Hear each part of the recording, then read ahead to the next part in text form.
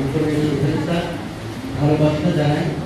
স্বাধীনতা দিবসে এই পূর্ণ লগ্নে সকলকে শুভেচ্ছা। আগামীতে আমরা সত্যি সত্যি প্রকৃত স্বাধীনতা পাই আর আমাদের উন্নয়ন ঘটুক, আমাদের বিকাশ ঘটুক।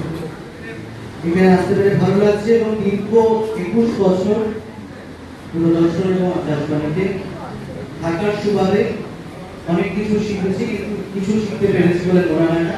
প্রতিটা মুহূর্তে এখনো শিখি। অনুষ্ঠান করা একরকম আর পারফর্ম করা আরেক রকম।